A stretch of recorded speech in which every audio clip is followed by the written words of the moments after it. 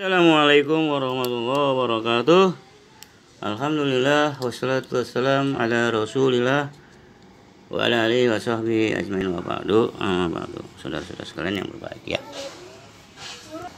Suatu ketika Nabi Isa alaihi salam menghidupkan kembali orang yang sudah mati selama 70 tahun. Kemudian Nabi Isa bertanya kepada orang yang mati hidup lagi ini, apa yang dialami ketika dia mati selama 70 tahun itu.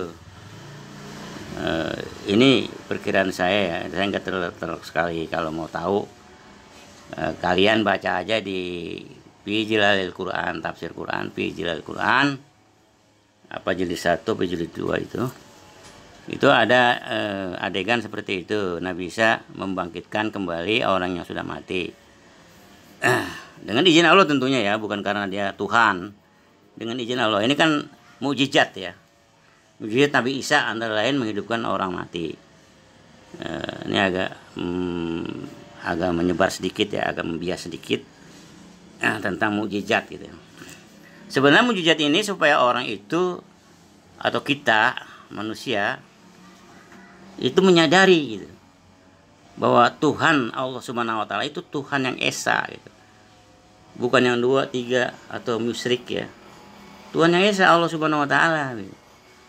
Tapi sifat manusia kan begitu. Walaupun mukjizat itu ditonjolin apapun, nah emang dasarnya kafir tetap kafir, yang dasar munafik tetap munafik. Walaupun Nabi Isa itu sendiri mengeluarkan mukjizatnya, itu kan hebat sekali, dahsyat sekali Pak.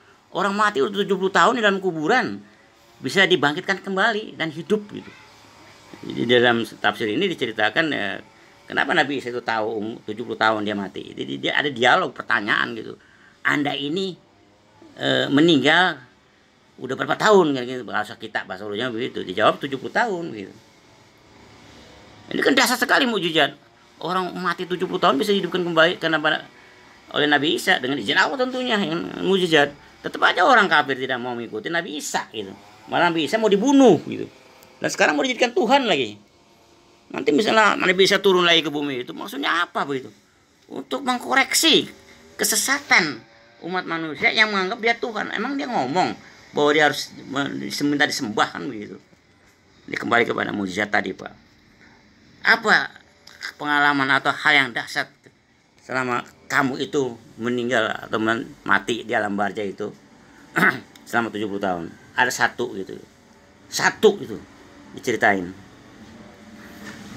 Dia tidak diampuni atau dia diazab. Kenapa gitu? Karena ketika di dunia itu, ketika dia hidup, ada orang menitipkan kayu kepadanya gitu. Kayu apa begitu. Kemudian dia merasakan giginya ada kesilitan. Apakah kalau kita kan kesilitan nasi atau kesilitan makanan gitu. Ini kan indahnya itu memang sayoganya harus dibuang itu kesilitannya, dicungkil dengan tusuk gigi kan gitu. Kalau sekarang tusuk gigi ya.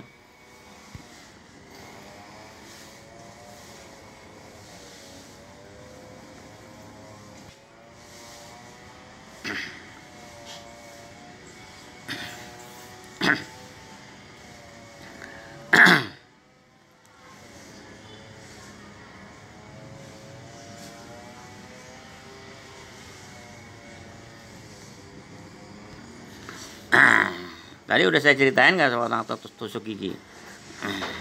Nah kita di Indonesia korupsi besar-besaran Pak. Bukan jutaan lagi Pak, bukan ratusan juta, bukan miliaran lagi Pak. Triliunan. Surya Darmadi itu orang Cina itu. Mungkin udah warga negara Indonesia ini. Ini kubu mana dia gitu. Itu selama 13 tahun atau 15 tahun itu mengkorupsi uang negara, uang rakyat, uang NKRI sebesar 154 triliun dari usahanya ekspor impor minyak goreng sawit, perkebunan sawit, Kalau dia lihat videonya dia nggak merasa bersalah itu, malah yang disalahin yang nangkep. Kan bingung gitu ya. Itu baru Surya Darmadi, belum yang lain-lain. Yang edit Tansil lah. Ketika rupiah baru bernilai 3.000 rupiah per dolar Amerika, itu edit Tansil udah triliunan tuh mengkorupsi uang rakyat gitu. Maksud saya apa sih? Itu ngambil kayu sebesar tusuk gigi saja tanpa izin. Itu 70 tahun Pak belum dia mampunin gitu. Dosanya gitu ya. Gara-gara ngambil barang sebesar tusuk gigi. Ada lagi Pak. Saya baca ini di kelengkapan Tarikh Nabi Muhammad Sallallahu Alaihi Wasallam. Barangkali ini kan pengarang Kiai Haji Munawwar Khalil ya. Diterbitkan oleh penerbit buku Bulan Bintang, Witang, Senen. Itu saya baca tuh jilid berapa nggak tahu dah tuh ya. Jadi ceritanya ada gonimah perang. Barangkali masih ada Rasulullah nih, gonimah perang ya. Itu Rasulullah bersabda, atau dalam buku ini saya mendapat pengertian kandungannya adalah siapa saja yang mengambil misalnya satu tameng aja gitu. Satu tameng tanpa izin sebelum dibagi-bagikan secara adil oleh Rasulullah, nah itu nanti di akhirat dia tidak akan mendapatkan perlindungan gitu dari terik matahari, dari panas dan sebagainya gitu. Itu bahaya. Bukan mengambil Pak, bukan mengambil tameng, dia berlindung di tameng itu. Ada gonimah, ada tameng. Tamengnya itu dia buat meneduh dari teriknya matahari di padang pasir di sana itu di Timur Tengah gitu. Itu nanti diancam itu. Dari menuduh dari tameng gonimah aja yang belum dibagi-bagikan itu ancamannya nanti dia nggak dapat perlindungan nanti di akhirat. Itu cuman berteduh dari tameng Pak. Tameng masih katakanlah sebesar payung gitu ya. Payung kecil gitu ya. Itu nggak boleh Pak. Harus izin atau nggak boleh biar panasan dah. Jangan berteduh gitu. Dan banyak lagi contoh-contoh seperti ini yang akurat begitu. Tapi warga negara Indonesia kok dari tingkat RT, dari rakyat biasa sampai presiden pada korupsi mulu. Udah jor-joran korupsinya gitu. Iya, jutaan, miliaran, triliunan, Masya Allah. Indonesia.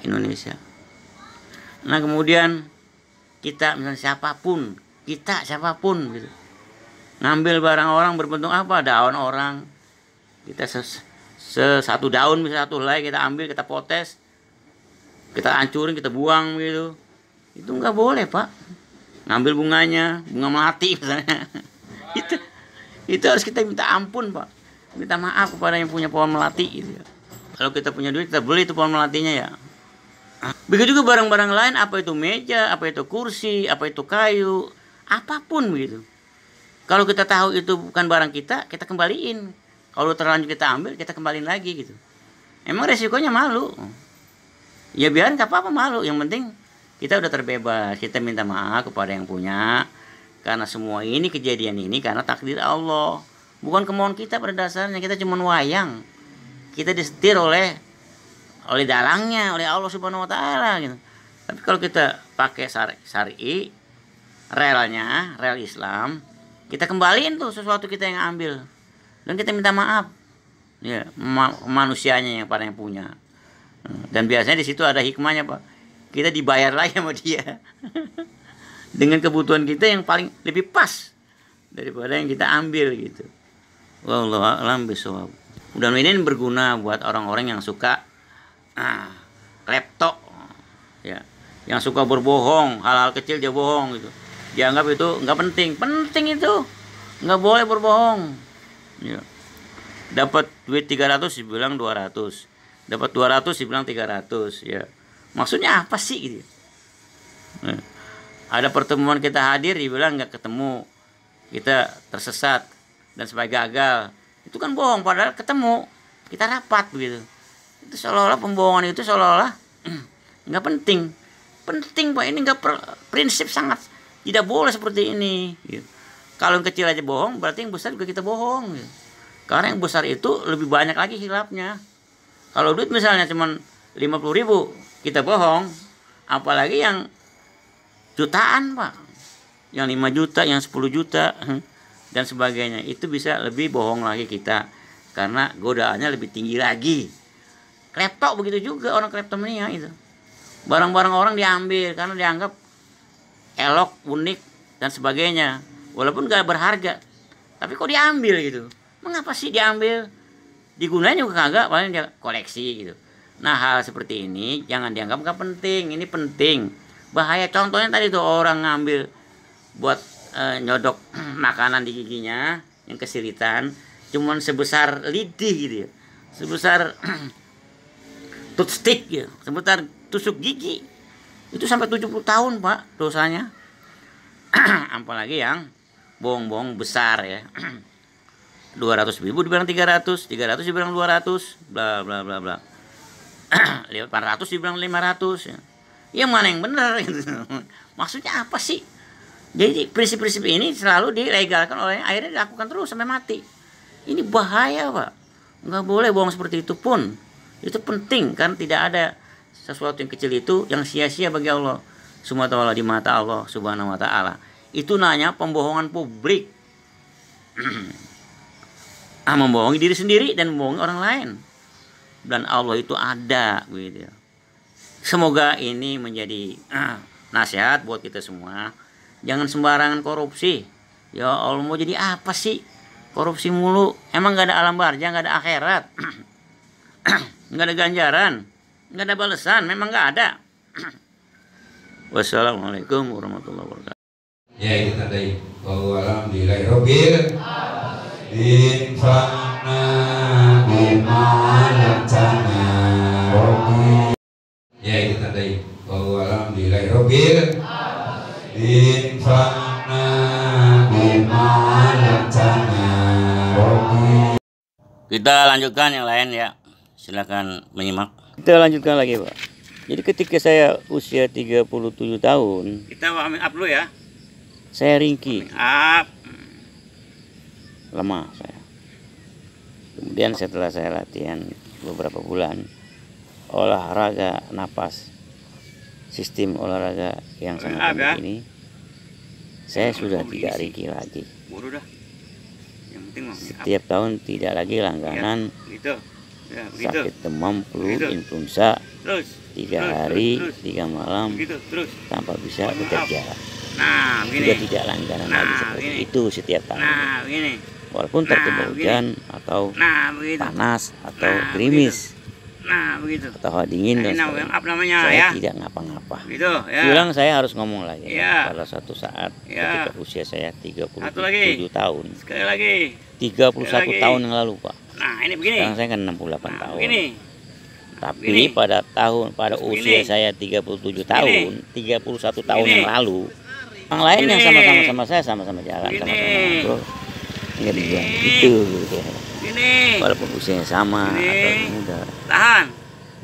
Iya. Tahan. Justru kan yang harus dibilang gagal itu yang lebih muda Pak. Tapi kos dari beberapa orang teman itu, saya yang tua ya 68 tahun dibilang. Nah itu namanya pemanasan. Ternyata bukan satu orang ngomong begitu. Jurus pertama perhatikan.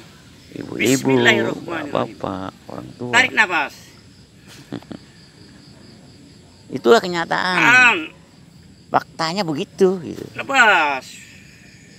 Setelah saya latihan pernapasan, saya latihan 7 tahun Pak, setiap hari. Tarik dengan hidung. Saya latih setengah jam, tahan 25 menit, 20 menit, gitu tiap hari tuh. Alhamdulillah ya ni'amihi wa mutakathira wa minanihi al-ghamira wa atayyahu al-wafira. Asyhadu an la ilaha illallah wahdahu la syarika lah wa asyhadu anna sayyidina wa nabiyyana Muhammadan abduhu wa rasuluh sayyidu ahli dunya wal akhirah. Allahumma shalli wa sallim wa barik ala hadzal nabiyil karim wa rasulil azim sayyidina Muhammad wa ala alihi wa ashabihi wa man tabi'ahum ila yaumiddin. Allahumma shalli wa sallim wa barik alaihi wa ala alihi. Amma ba'du, fa ibadallah, usikum wa iyaya bi taqwallahi wa ta'atihi faqad فاز المتقون. أعوذ بالله من الشيطان الرجيم. يا أيها الذين آمنوا اتقوا الله ولتنظر نفس ما قدمت لغد واتقوا الله إن الله خبير بما تعملون. يا أيها الذين آمنوا اتقوا الله وقولوا قولا سديدا يصلح لكم أعمالكم ويغفر لكم ذنوبكم ومن يطع الله ورسوله فقد فاز فوزا عظيما. يا أيها الناس اتقوا ربكم الذي خلقكم من نفس واحدة وخلق منها زوجها وبث منهما رجالا كثيرا ونساء واتقوا الله الذي تساءلون به والأرحام إن الله كان عليكم رقيبا. Sadaqallahul azim. Yang kau tunggu dan kau tahu apa yang diinginkan Rasulullah SAW, yaitu akan dikembalikan arah kiblat. Rasulullah dan umatnya ketika sholat menghadap Masjidil Haram, maka Allah tidak ingin melihat kekasihnya. Bagi Rasulullah merasa gelisah, merasa sedih, sehingga pada satu apa yang diinginkan Rasulullah Allah tahu, maka diberikan apa yang Rasulullah perlu. Sebagaimana Allah katakan, wal sawfa yu'tika rabbuka fatardah. Sungguh Tuhan akan memberikan engkau ya Muhammad apapun yang kau inginkan. Dan saat itu Rasulullah menghadap wajahnya bolak-balik ke langit menunggu wahyu akan tahwil kiblat. Turunlah ayat surat Al-Baqarah 144 ini. Qad nara taqalluba wajhika fis sama. Aku melihat wajah kau ya Rasulullah di langit bolak-balik menanti datang wahyu. Dan Allah tahu apa keinginan Rasulullah.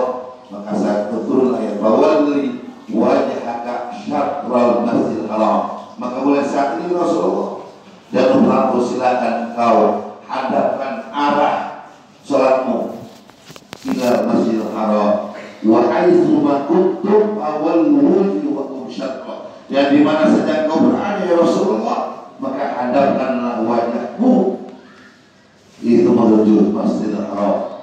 Dan ini terjadi di bulan Sya'ban. Yang kau tunggu dan kau tahu apa yang diinginkan Rasulullah SAW, yaitu akan dikembalikan arah kiblat. Rasulullah dan umatnya ketika sholat menghadap Masjidil Haram, maka Allah tidak ingin melihat kekasihnya. Bagi Rasulullah merasa gelisah, merasa sedih, sehingga pada satu apa yang diinginkan Rasulullah Allah tahu, maka diberikan apa yang Rasulullah perlu. Sebagaimana Allah katakan, wal sawfa yu'tika rabbuka fatardah. Sungguh Tuhan akan memberikan engkau ya Muhammad apapun yang kau inginkan. Dan saat itu Rasulullah menghadap wajahnya bolak-balik ke langit menunggu wahyu akan tahwil kiblat. Turunlah ayat surat Al-Baqarah 144 ini. Qad nara taqalluba wajhika fis sama. Aku melihat wajah kau ya Rasulullah di langit bolak-balik menanti datang wahyu. Dan Allah tahu apa keinginan Rasulullah. Maka saat itu turun ayat fawalli wajhaka syatral masjidil haram. Maka mulai saat ini Rasulullah dan umatku silakan kau hadapkan arah salatmu ila Masjidil Haram wa haitsu ma kuntum fawallu wajhakum syatra. Dan di mana saja kau berada ya Rasulullah, maka hadapkanlah wajahmu itu menuju Masjidil Haram. Dan ini terjadi di bulan Sya'ban. Annahu yatasya'ab khairun katsir. Karena di bulan ini banyak kebaikan-kebaikan yang sebenarnya akan kita dapatkan di kemuliaan kita untuk memasuki, untuk menuju di bulan Ramadan. Kemudian huruf alif Sya'ban ay al-ulfah. Ulfah di mana kebutuhan. Maka ketika kita mencontoh akhlak Rasulullah, maka datanglah kelembutan Allah, kasih sayang Allah yang menebarkan kebaikan di bulan yang mulia ini. Wal akhiru nur Sya'banun, nur dan cahaya. Maka di bulan Sya'ban ini saat kita memperoleh cahaya Allah Subhanahu wa taala, memperoleh pandangan Allah Subhanahu wa taala dengan kita mengikuti dan mencintai Rasulullah sallallahu alaihi wasallam. Sebab tidak akan sampai mahabbah kita kepada Allah Rasulullah SAW. Demikian Allah mengatakan, "Qul in kuntum tuhibbunallaha fattabi'uni yuhibbukumullah wa yaghfir lakum dzunubakum." Katakan ya Muhammad, kalau umatmu mengatakan cinta pada Allah, kata Rasulullah, fattabi'uni, ikutilah aku, ikutilah akhlakku, ikutilah ibadahku, ikutilah perilakuku, maka datanglah yaitu yuhibbukumullah, baru Allah akan mencintai engkau ketika engkau mencintai Rasulullah, dan Allah akan mengampuni dosa engkau ketika engkau pun akan mencintai Rasulullah. Begitu sangat sayang Rasulullah SAW. Bahkan ini alam semesta tidak akan ada prestasinya kalau tidak ada Nabi Muhammad SAW. Ya, itu tadi bahwa alhamdulillahi rabbil infana bimalatana. Ya, itu tadi bahwa alhamdulillahi rabbil infana bimalatana. Kita meningkat di bab selanjutnya, silakan menyimak. Ya, kedua, aku ya. Tapi memang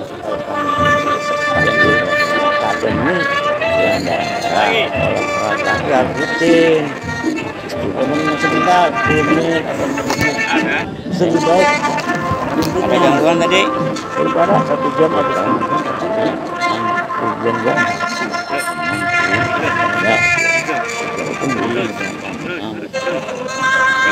Jadi nanti kalau mau ada podcast ini kita lakukan itu ya.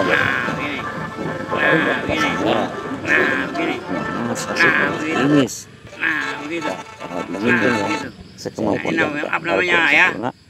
Itu ya. Sangat sederhana dan tanpa bantuan orang, tanpa bantuan apa. Satu lagi. Oke, mulai kita Sekali lagi.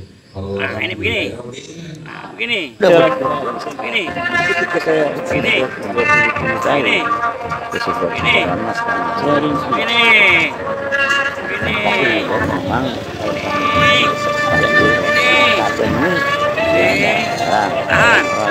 Rutin.